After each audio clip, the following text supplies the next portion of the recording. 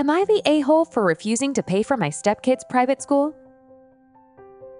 Context: I, 30-year-old female, have been with my partner, 36-year-old male, for 4 years, and we have a 2-year-old child together.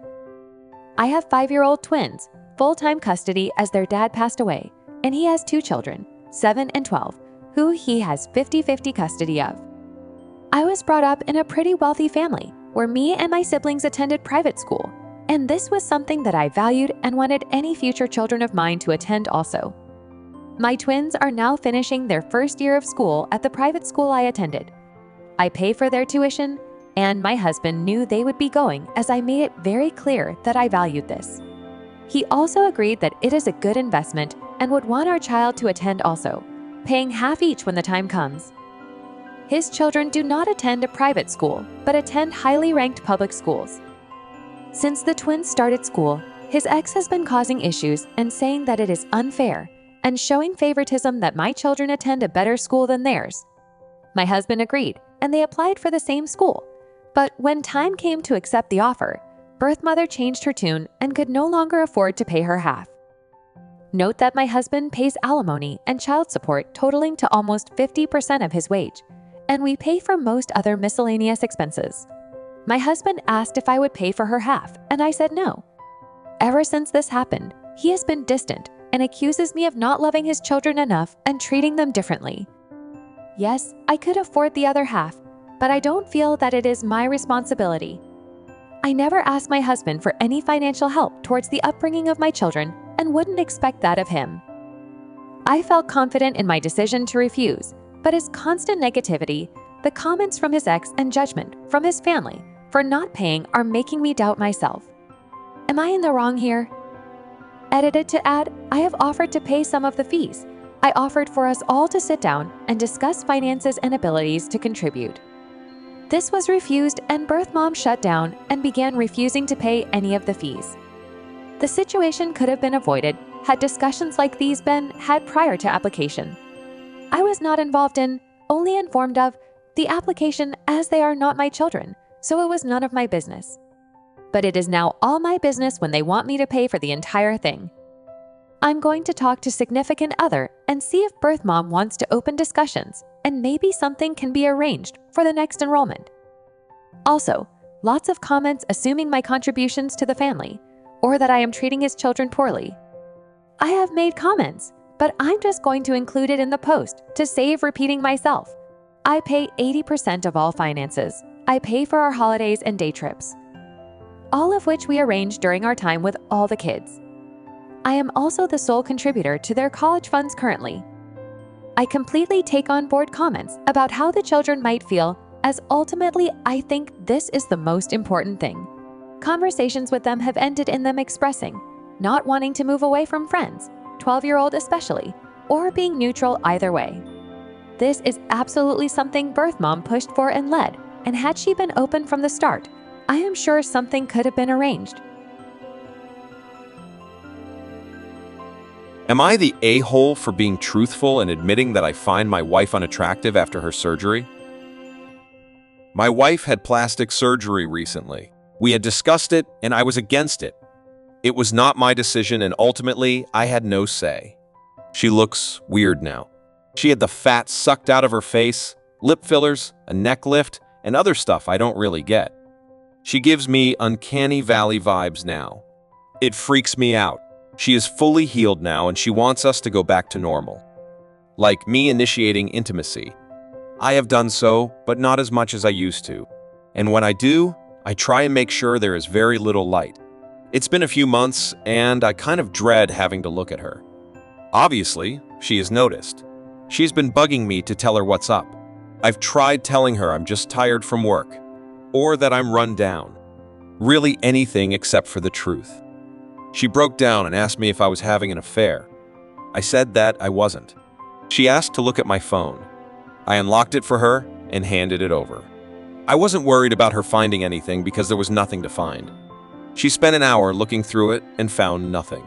She asked me to explain why I changed. I tried explaining that I just wasn't that interested right now. Nothing I said was good enough for her.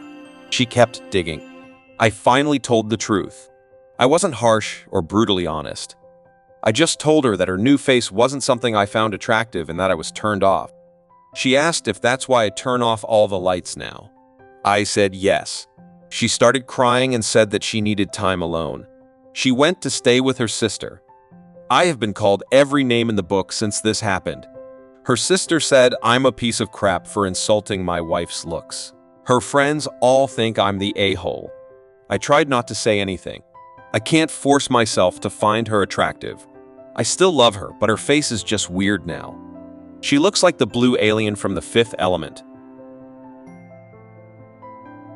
Am I the a-hole for refusing to wax a trans woman client because I didn't want to touch male genitalia out of respect for my husband? I, 34-year-old female, am a licensed esthetician and own a small waxing salon. I've built my business from the ground up and pride myself on providing a safe and comfortable environment for all my clients. Recently, I had a situation that left me questioning my actions. A new client, Alex, booked an appointment for a full Brazilian wax. When Alex arrived, I realized she was a trans woman. As we were discussing the procedure, it became clear that Alex still had male genitalia. I have always focused my practice on biological women with female genitalia, partly out of personal comfort and partly out of respect for my husband. While I am not transphobic and support the LGBTQ+ community, I have never been comfortable with the idea of touching male genitalia, even in a professional setting. My husband and I have an understanding and agreement that I only perform intimate waxing on biological women. I explained to Alex that I wasn't comfortable performing the procedure because of my personal boundaries and the agreement I have with my husband. I also mentioned that I specialize in waxing biological women and didn't have the experience needed to ensure her safety and comfort. I offered to help her find a professional who specializes in waxing for trans clients, but she was understandably upset. She accused me of discrimination and left the salon angrily. Word got around, and now I'm receiving mixed feedback. Some people say I should have just done the wax and that I was being discriminatory, while others understand my personal boundaries and believe I was acting in the best interest of both myself and the client.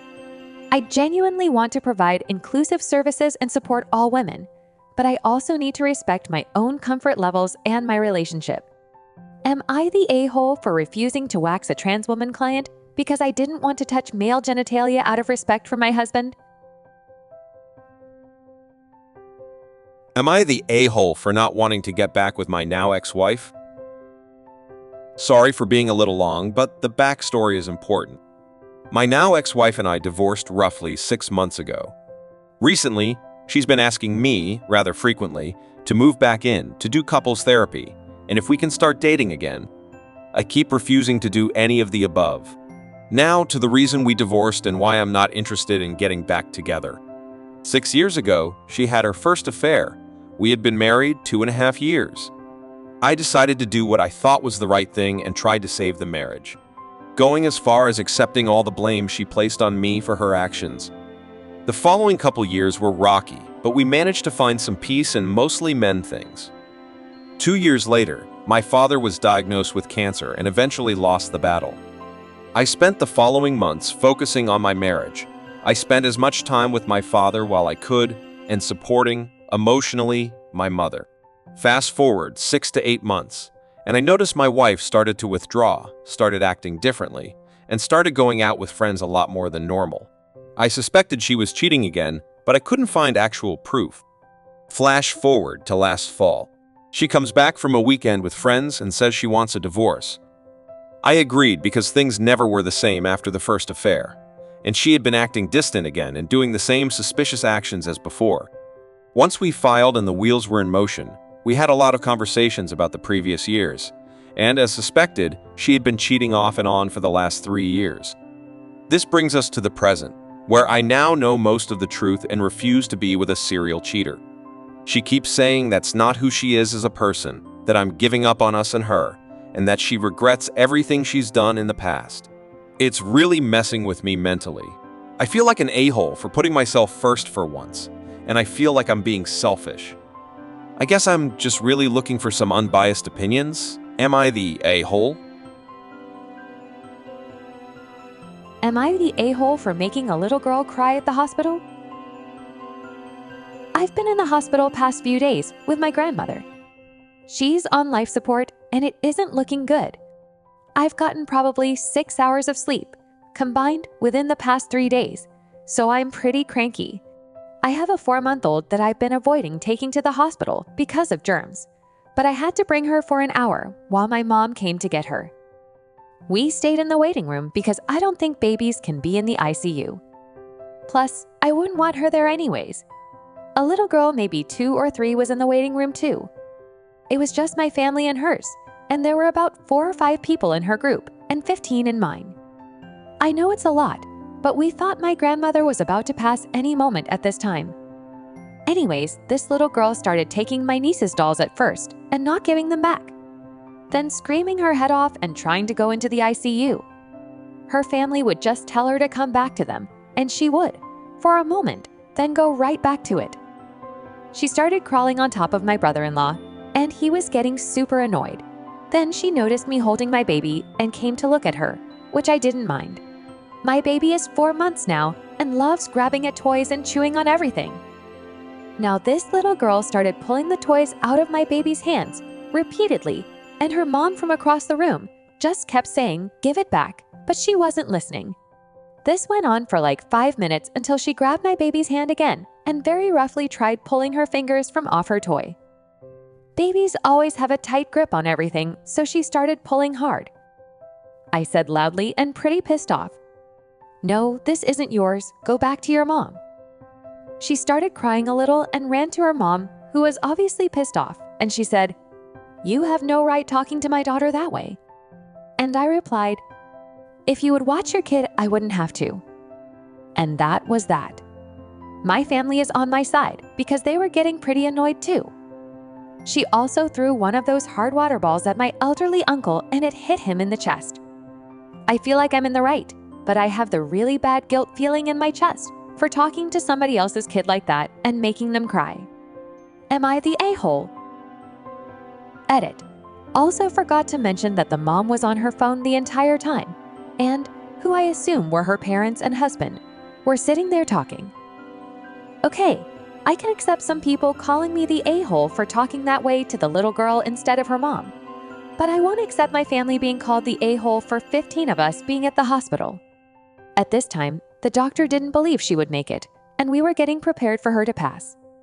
Before she went into surgery, before she was put on life support, I was the only one there because it wasn't that serious yet. She kept asking who was going to be at the hospital to see her after the surgery and had me call everyone in the family to have them there, as if she knew something was going to go wrong. I really think she just didn't want to be alone. So I'm definitely not going to apologize for having that many people in the waiting room. This waiting room was huge, and it was only my family and the little girl's family there.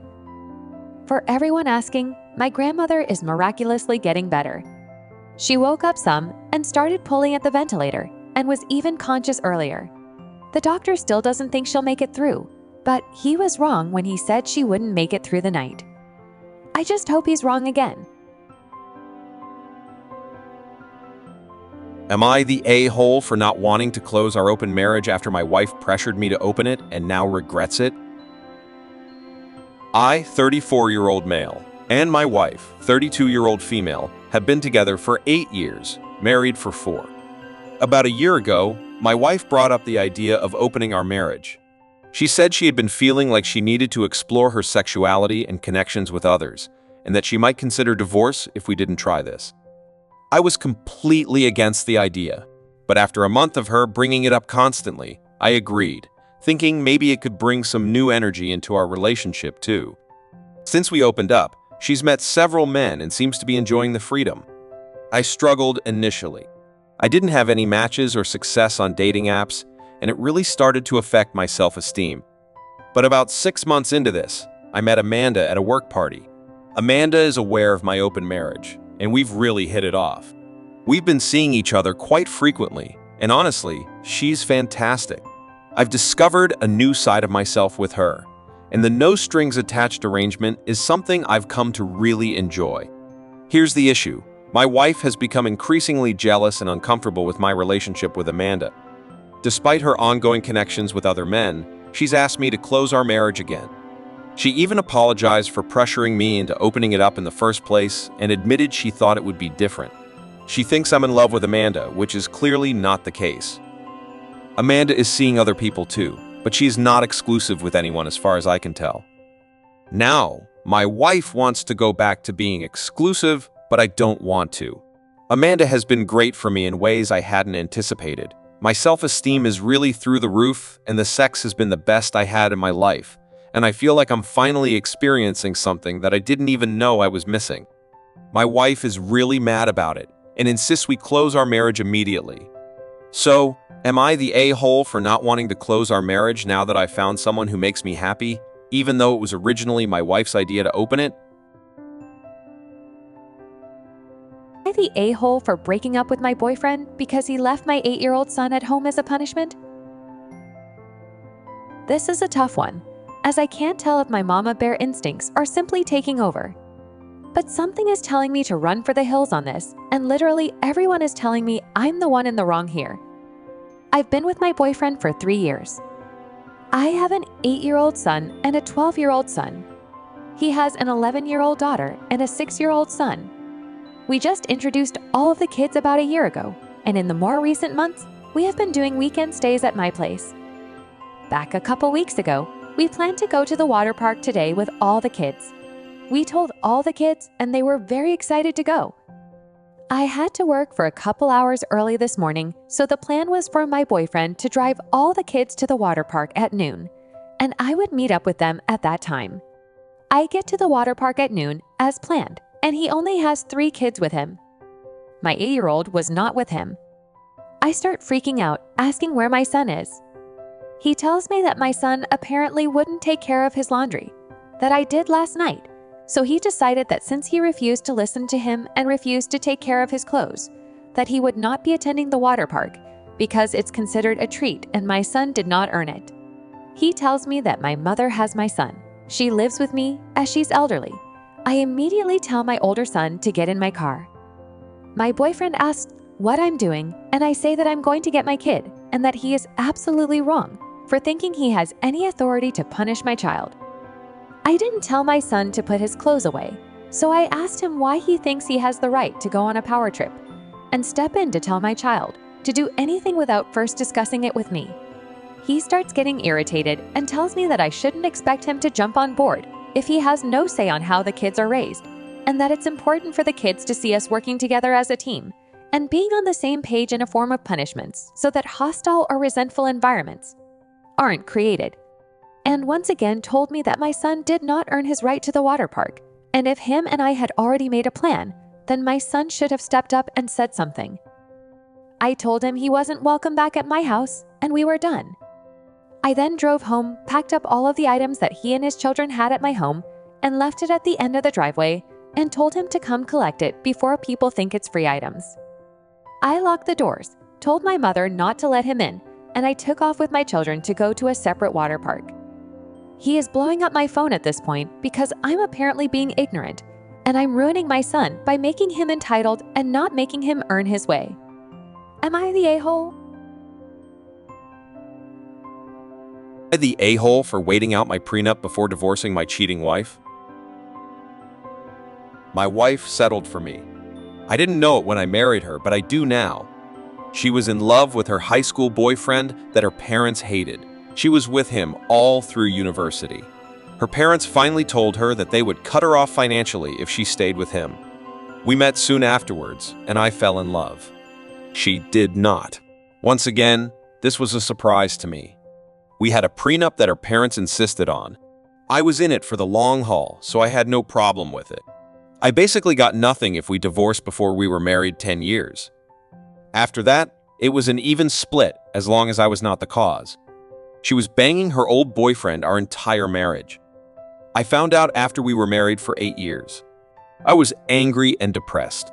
I had spent 8 years supporting her and her career. She has a much better paying job than I do. It is high profile, and she deals with our government a lot. I decided that I could handle 2 years of infidelity. I had already done 8 unknowingly. I filed for divorce on the day after our 10th anniversary. I let her parents pay for our vacation. I didn't do anything dirty like send the evidence I had to her parents. I just had a lawyer draft claim for divorce. Included was the evidence that the prenup had lapsed and our holdings were to be split. She said that I blindsided her after our holiday away.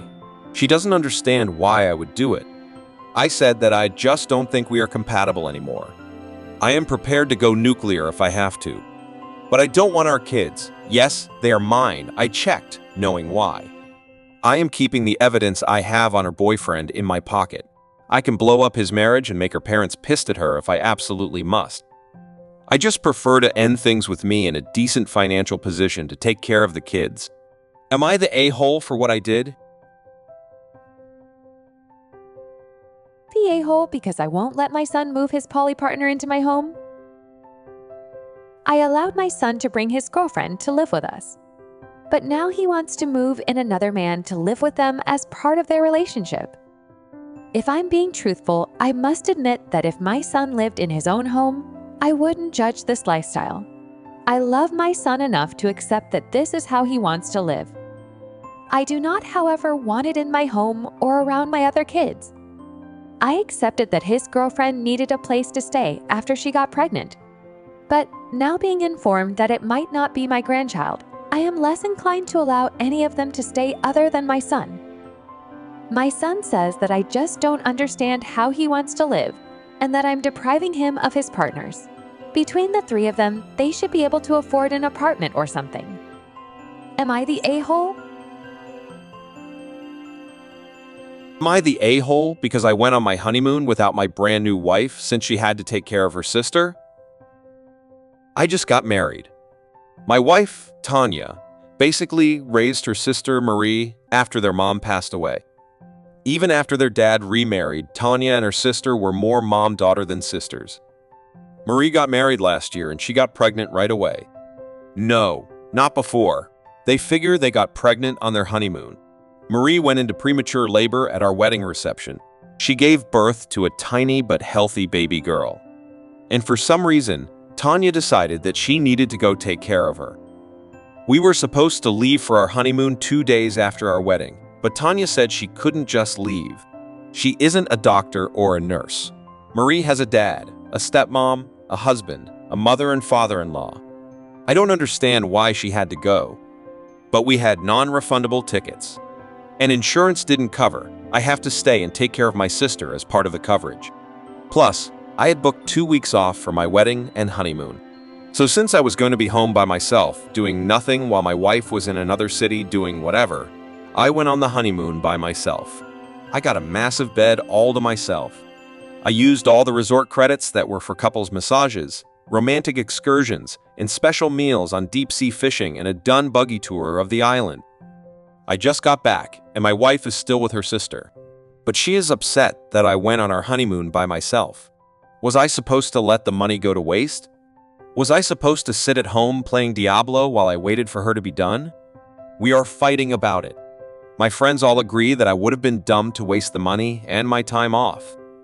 Her friends think I was an a-hole to go enjoy myself while she was taking care of her sister and a new baby. I will add that there was no place for me to stay at Marie's house. Tanya is sleeping in the nursery since the baby is still in NICU,